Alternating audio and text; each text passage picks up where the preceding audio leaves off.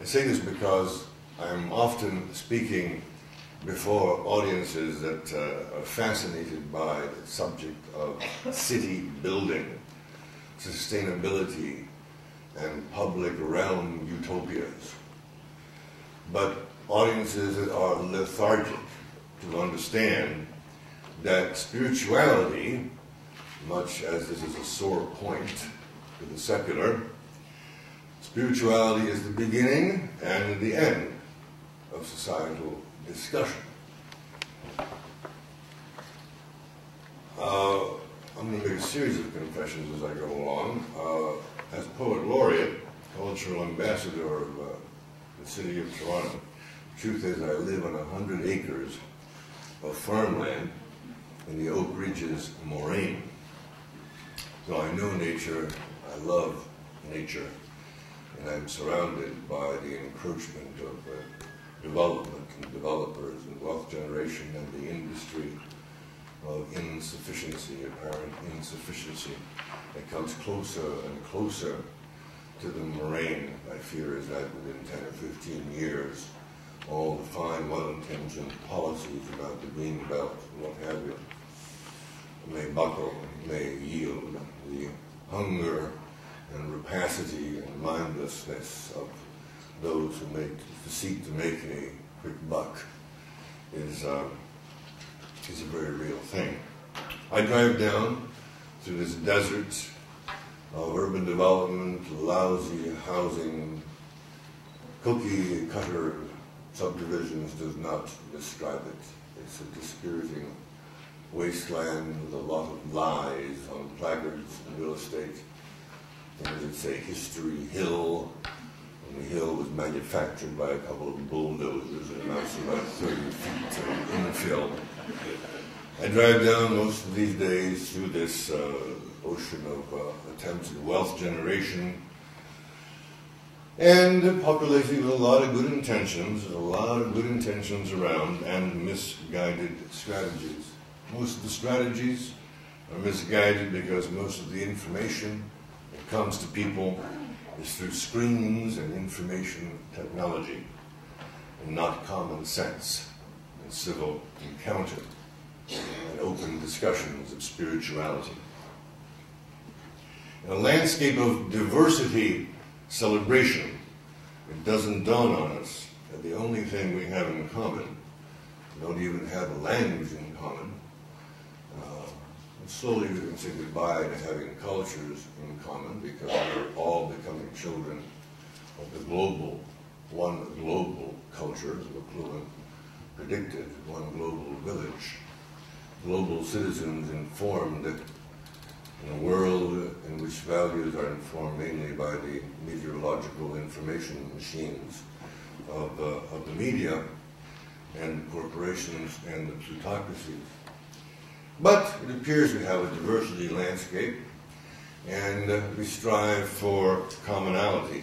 And the fact is that we have nothing in common ideologically, societally. Things are very fragmented and fractal.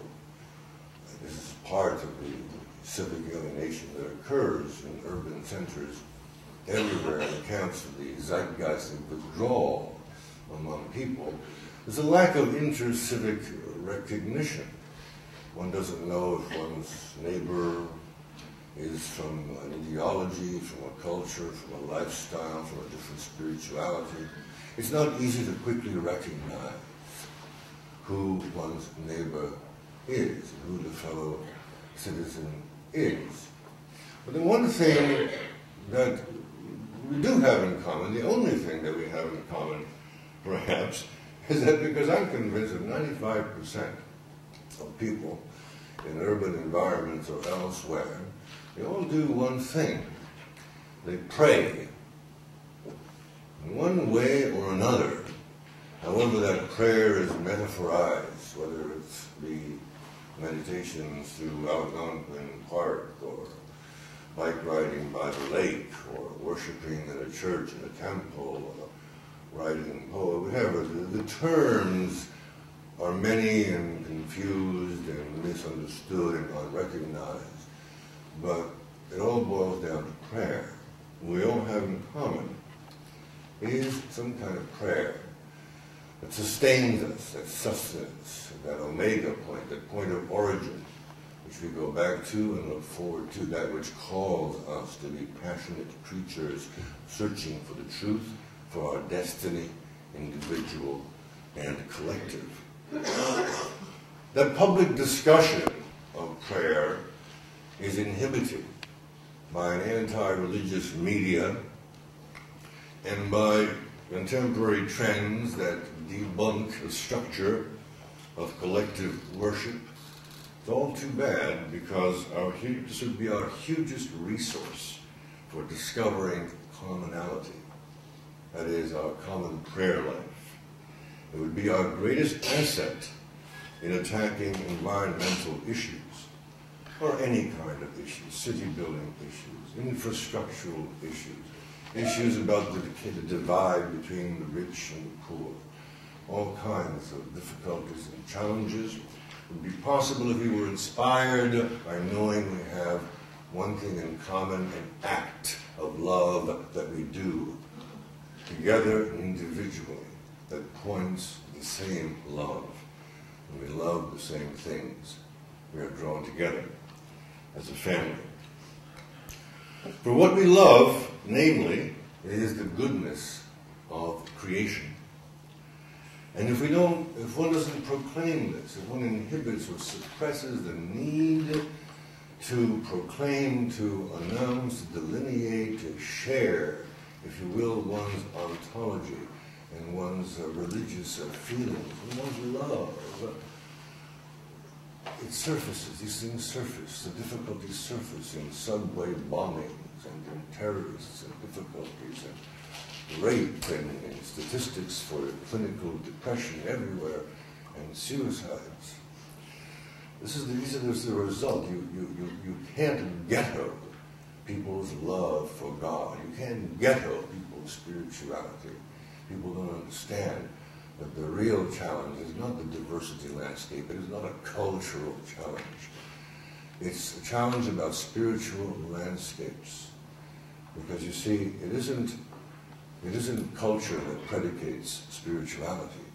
It's spirituality that predicates culture.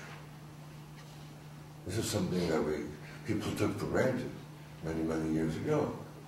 That ontology, that being, the ideas of being, of one's relationship to God and the cosmos and the universe, whether that universe was sympathetic or troublesome or chancy, whatever one's cosmology, it informed, it created the culture. Today we believe, thanks to armies of anthropologists and sociologists over the years that have educated us at universities, culture is the mother of all things, including spirituality. I think this is a mistake. I think it's a mistake. I think that the issues will show themselves to be what they are. We have to get beyond the ecumenical discussion very, very quickly and figure out what it is that we all feel, need, admire, love, and adore about God or gods. And it could be as simple as distilling the most simple things like compassion and mercy. But they're precepts, they're very basic. We have to get beyond the dogmatic considerations and the negotiations of a dogmatic theological sort for which we don't have time, really. Time is running out. We need the eros of ideas. We need the eros of the idea of the mercy and the compassion of God and gods.